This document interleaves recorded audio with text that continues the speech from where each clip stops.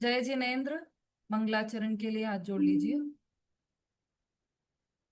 नमो अरिहंताणं, नमो सिद्धाणं, नमो आयरियाणं, नमो उवझायाणं, नमो लोये सवसाहुणं, मोक्षमार्गस्य नेतारं, वेतारं कर्मभूभृतां, ज्ञातारं विश्वतत्त्वानां, वन्दे तद्गुणलब्धये, वन्दे तद्गुणलब्धये।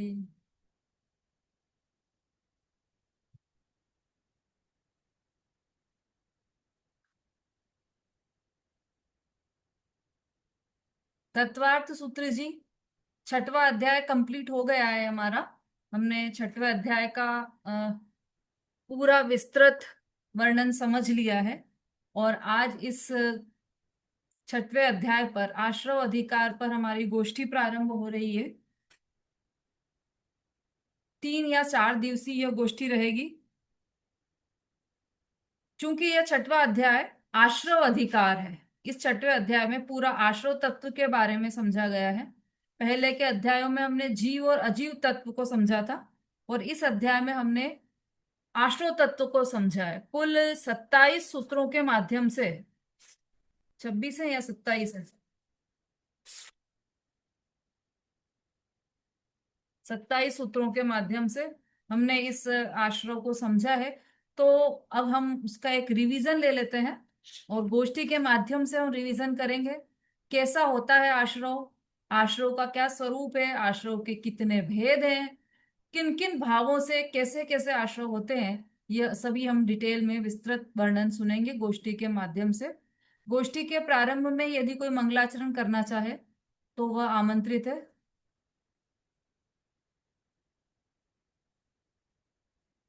जो भी मंगलाचरण करना चाहें कर सकते हैं अपना हैंड रेस करके।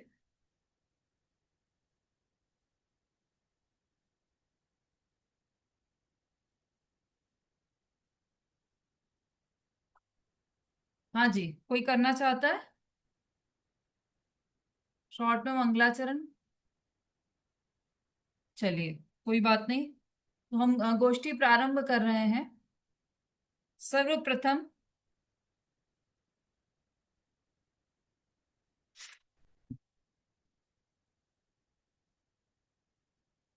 जो हमारा प्रथम विषय था, आश्रव का क्या स्वरूप है, यह बताने आ रही हैं श्रीमती ममता जी जैन।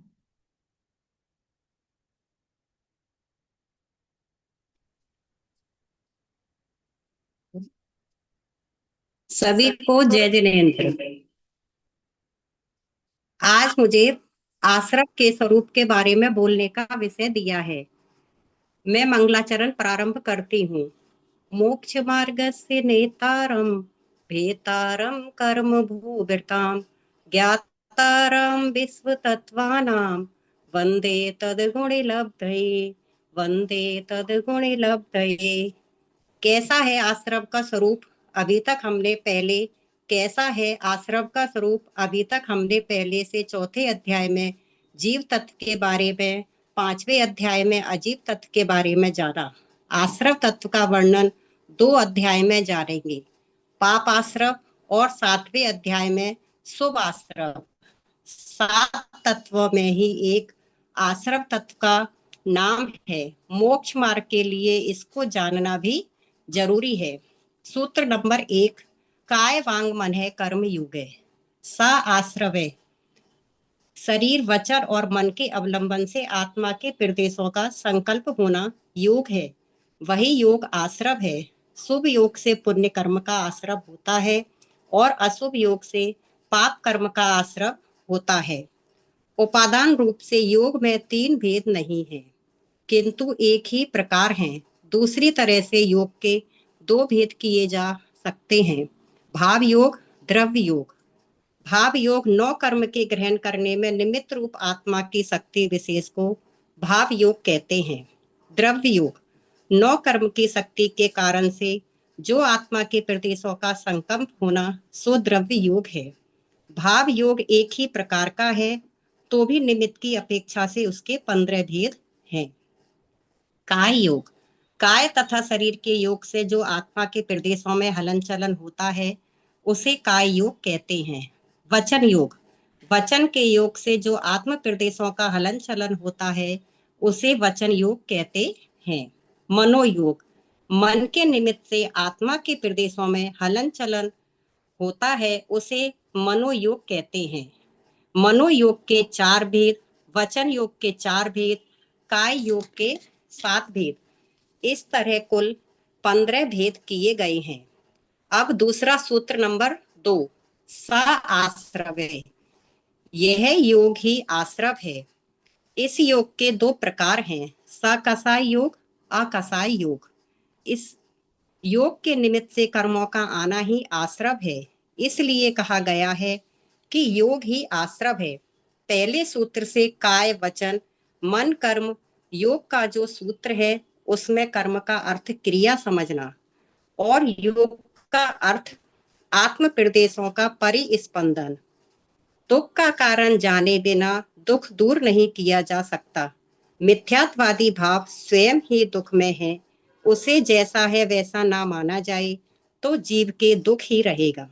इसलिए आश्रव को जानना आवश्यक है। सबसे पहले मिथ्यात्वादी भाव दूर होता है। योग तो 14वें अयोग केवली गुण स्थान में होता है।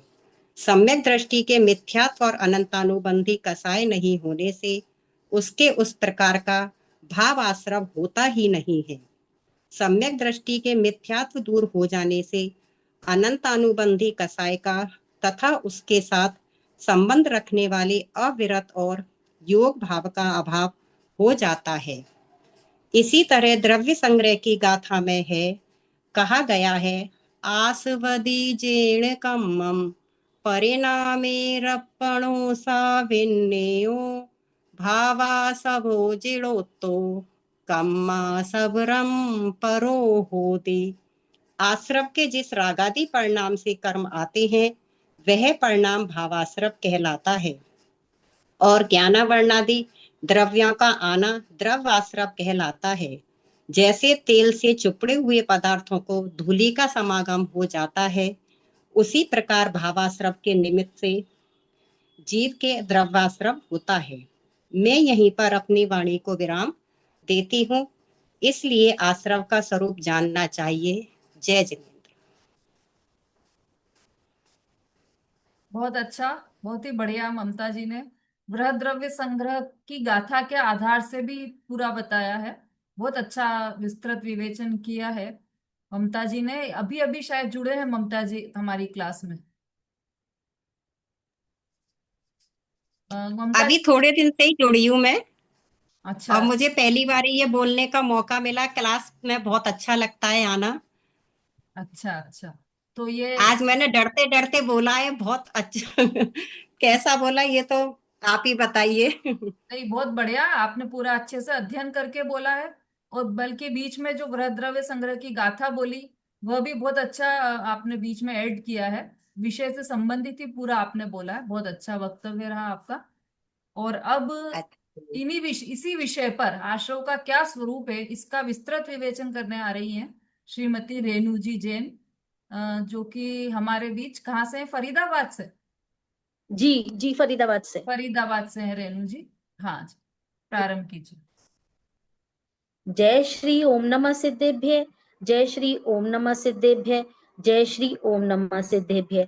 मंगलम भगवान वीरो, मंगलम गौतमो गणे, मंगलम कुंद कुंदाद्यो, जैन धर्मोस्तु मंगलम। सर्व मंगल मांगल्य, सर्व कल्याण कारकम, प्रधानम सर्व धर्माणाम, जैनम जयतु शासनम। मोक्ष मार्गस्य नेतारं भेतारं कर्म भूभृतां, ज्ञातारं विश्व तत्वानां, वंदे तद्गुण लब्धये। मोक्ष मार्ग के नेता एवं कर्म प्रवृत्तों के भेदक, और विश्व के सब तत्वों के ज्ञायक चेतन संवेदक। सद्गुण आप समान प्राप्त हो, यही भावना कर दे। विनय पूर्वक करूं वंदना, बारंबार जिनेश्वर देव।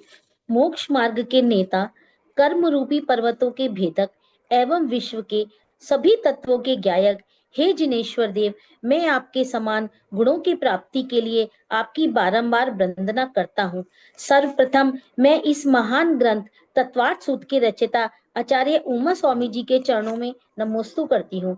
उसके बाद मैं अपनी गुरु श्रीमती चेतना जी के चरणों में वंदन करती हूँ, और उसके बाद मैं अपनी सभी साधर्मी बहनों को जय जिनेन्द्र करती हूँ। आज हम इस महान ग्रंथ तत्वार्थ सूत्र के छठे अध्याय आश्रव तत्व के ऊपर गोष्ठी के लिए एकत्रित हुए हैं। इसमें मेरा विषय है आश्रव तत्व का सामान्य स्वरूप। इसमें प्रथम 4 सूत्रों की चर्चा करेंगे। प्रथम काय वांगमनः कर्म योगः, दूसरा से आश्रवः, तीसरा शुभः पुण्यस्य शुभः पापस्य, से कषायो कषाययो सांप्रदायिकया अथयो। काय, वचन और मन की क्रिया को योग कहते हैं। यह योग ही आश्रव है। शुभ योग से पुण्य कर्म का आश्रव होता है तथा अशुभ योग से पाप कर्म का आश्रव होता है। कषाय सहित जीवों के सांप्रदायिक आश्रव होता है और कषाय रहित जीवों के इरियापथ आश्रव होता है। वस्तुतः तो आत्म प्रदेशों के परिसंबंधन वस्तुतः तो आत्म प्रदेशों के परिस्पंदन हलन चलन को नाम योग है। आत्म प्रदेशों में यह परिस्पंदन काय, वचन और मन के योग को निमित्त से होता है। इस प्रकार निमित्त के भेद से योग 3 प्रकार का होता है, काय योग, वचन योग और मन योग। उपादान रूप योग में 3 भेद नहीं है, किंतु एक ही प्रकार है। दूसरी तरह से योग के 2 भेद भी किए जा सकते हैं, भाव योग और द्रव्य योग। कर्म और नौ कर्म के ग्रहण करने में निमित्त रूप आत्मा की शक्ति विशेष को भाव योग कहते हैं, और उस शक्ति के कारण आत्मा के प्रदेशों का सकम होना सो द्रव्य योग है। काय के योग से जो आत्म प्रदेशों का हलन चलन होता है उसे काय योग कहते हैं। वचन के योग से जो आत्म प्रदेशों का हलन चलन होता है उसे वचन योग कहते हैं, और मन के योग से जो आत्म प्रदेशों का हलन चलन होता है उसे मनोयोग कहते हैं। अब हम दूसरे सूत्र पर आते हैं। से आश्रव है, अर्थात यह 3 प्रकार का योग ही आश्रव है। आश्रव माने आना। योग के निमित्त से आत्मा में कर्मों का आना ही आश्रव है। इसीलिए यह कहा जाता है कि योग ही आश्रव है। अब हम तीसरे सूत्र पर आते हैं। शुभ पुण्यस्य शुभ पापस्य। योग के द्वारा जो कर्म आते हैं वे कर्म पुण्य कर्म और पाप कर्म के भेद से 2 प्रकार के होते हैं। शुभ योग से पुण्य कर्म का आश्रव होता है, अशुभ योग से पाप कर्म का आश्रव होता है।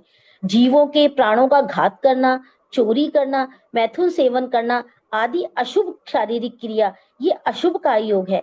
झूठ बोलना, कठोर वचन बोलना अशुभ वचन योग है। विषय भोगों के परिणाम अथवा किसी का बुरा सोचना अशुभ मनोयोग है। इसी प्रकार प्राणियों की रक्षा करना आदि शारीरिक क्रियाएं शुभ काय योग है।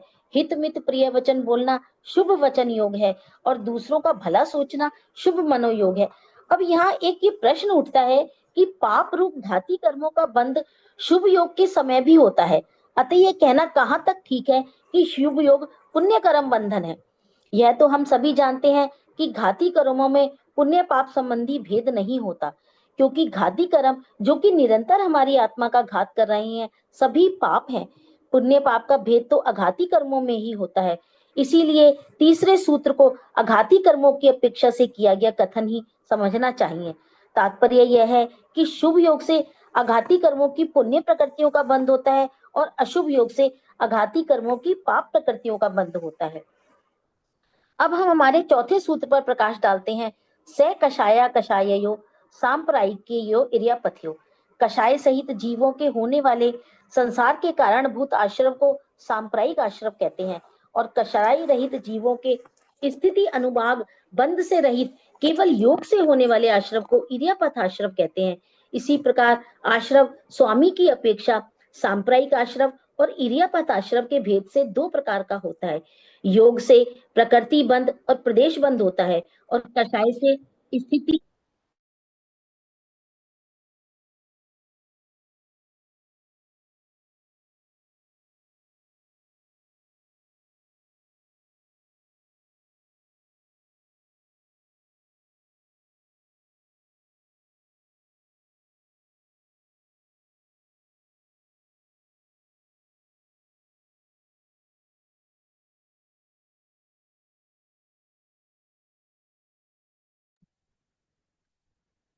रेणु जी का नेटवर्क चला गया है शायद, ऐसा लग रहा है।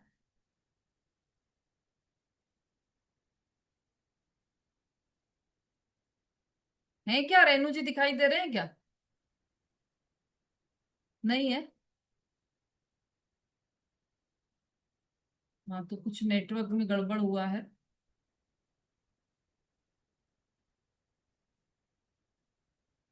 चलिए, तो ये हमने अभी देखा पहला, दूसरा और तीसरा सूत्र। ये तीनों सूत्र के बारे में चर्चा अभी हुई है यहाँ पर, है ना। योग के निमित्त से आश्रव के कितने भेद हैं? जो जिसको समझ में आया होगा वो हैंड रेस कीजिए। योग के निमित्त से आश्रव के कितने भेद हैं? जब तक वो जुड़ रही हैं तब तक प्रश्न ले लेते हैं।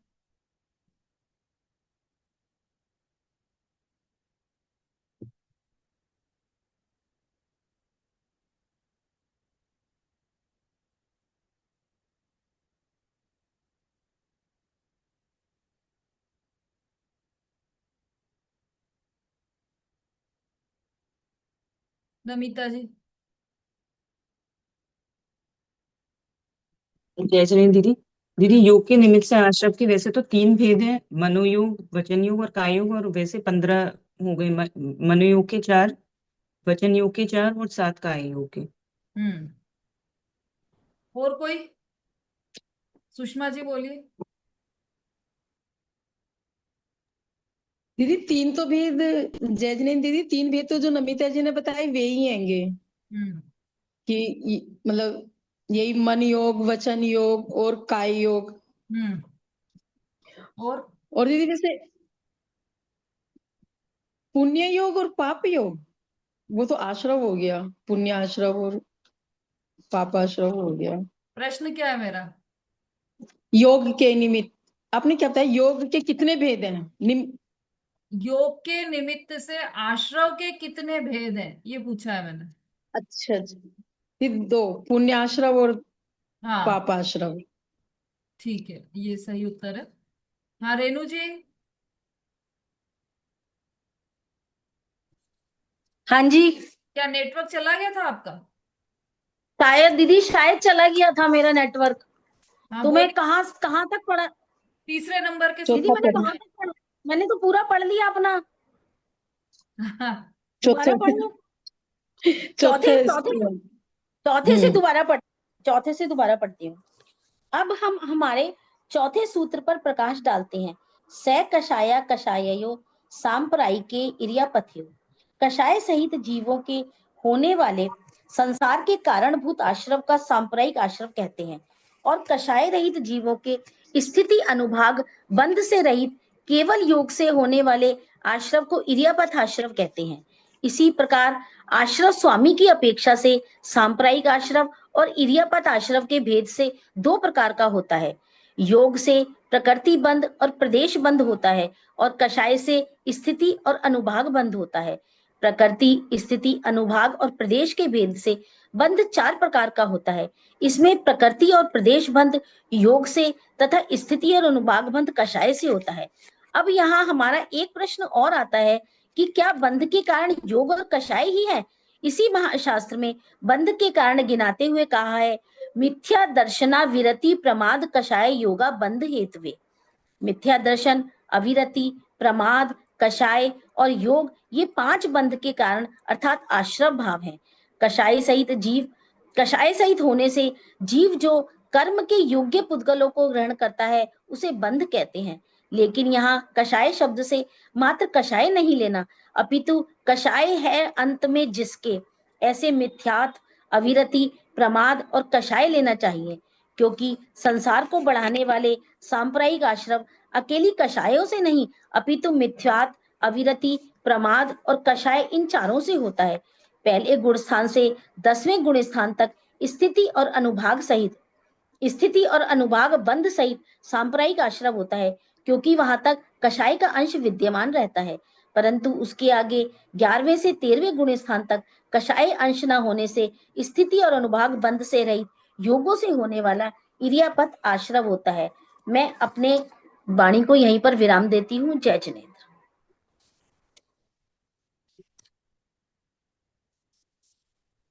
बहुत अच्छा, बहुत बढ़िया रेणु जी। बहुत ही अच्छा आपने सभी ग्रंथों का आधार बनाकर कुछ अपना भी मिलाया, जो क्लास में चला था वो मैटर भी मिलाकर आपने पूरा बहुत अच्छी तरह से उसका विवेचन किया। किसके आधार से बोला है आपने?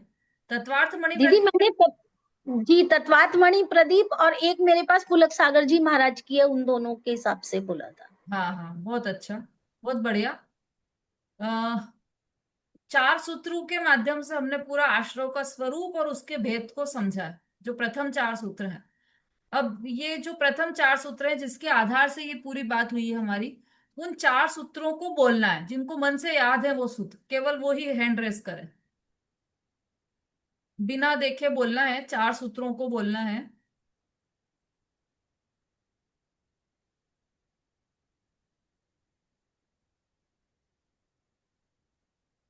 हाँ, ममता जी कहाँ है भाई? अभी जो थे बोल रहे थे वो ममता जी, क्योंकि दो 2 या 3 ममता जी हैं यहाँ पर, और किसी ने भी अपने नाम के आगे जगह का नाम नहीं लिखा है। ममता जी सामने आइए, जिन्होंने अभी बोला था ना, वक्तव्य दिया था अपना, वो वीडियो पर आइए। संगीता जी बोलिए आप। जयजरेन दीदी, हम्म। 4 सूत्र बोलना है ना? हम्म।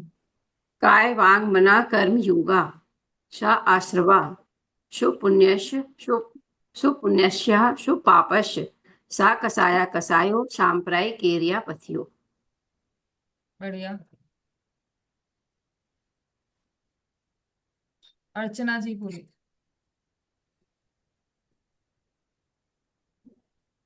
काय वांग मन कर्म योगा सा आश्रवा सुपुण्यश्च सुपापश्च शाम कसा कषाया कषायो शाम प्राय केरिया पथियो।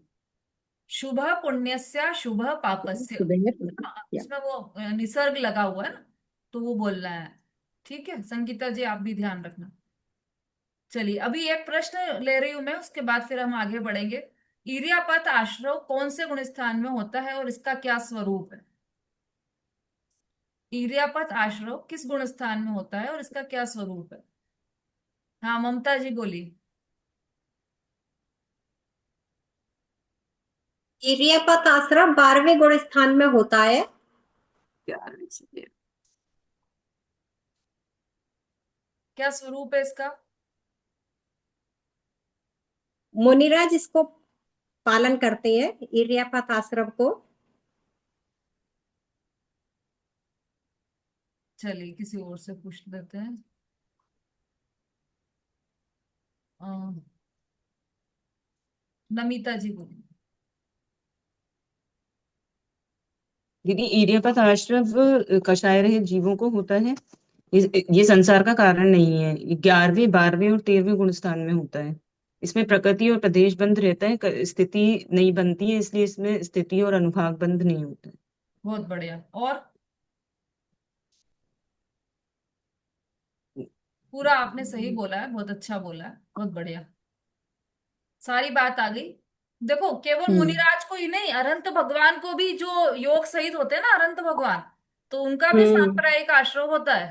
सांप्रदायिक आश्रम। सांप्रायिक नहीं, इर्यापत आश्रम, निर्यापत आश्रम।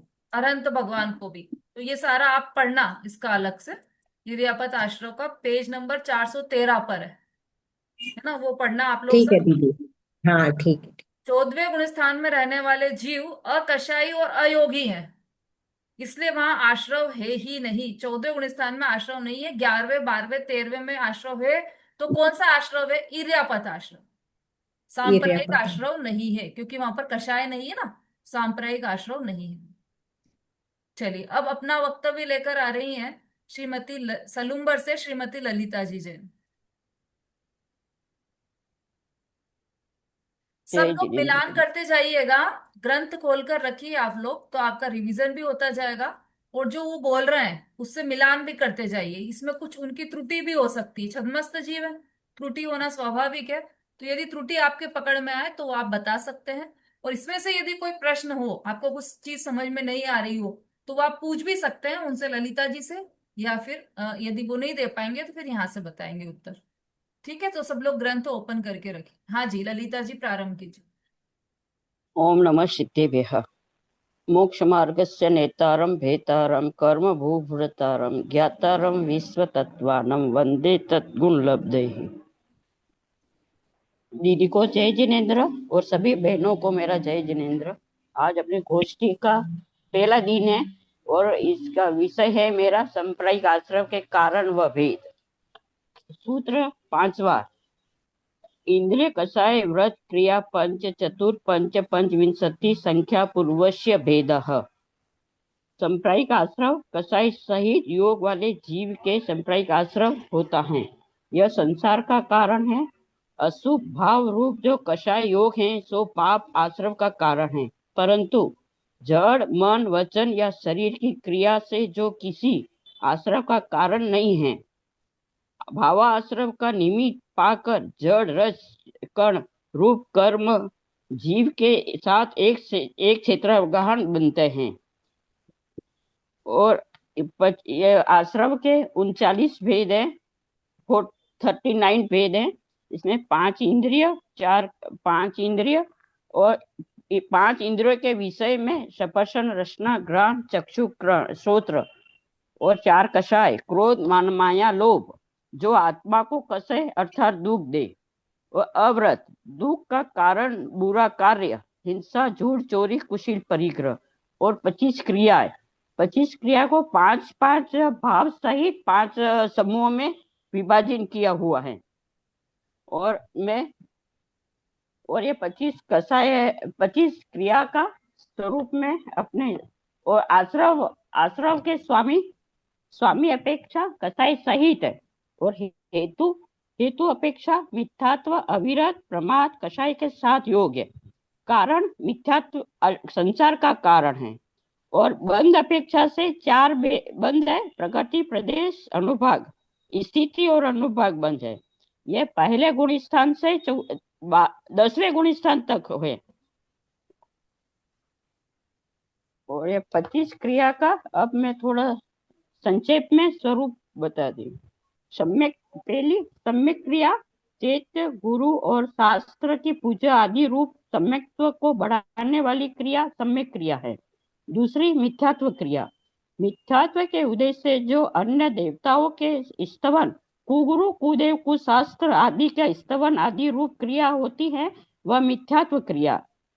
प्रयोग क्रिया शरीर आदि द्वारा गमनागमन आदि रूप प्रवृत्ति प्रयोग क्रिया है। और समाधान क्रिया संयत का अविरत के सन्मुख होना समाधान क्रिया है। 5वीं इर्यापत क्रिया, इर्यापत के कारणभूत क्रिया इर्यापत क्रिया है।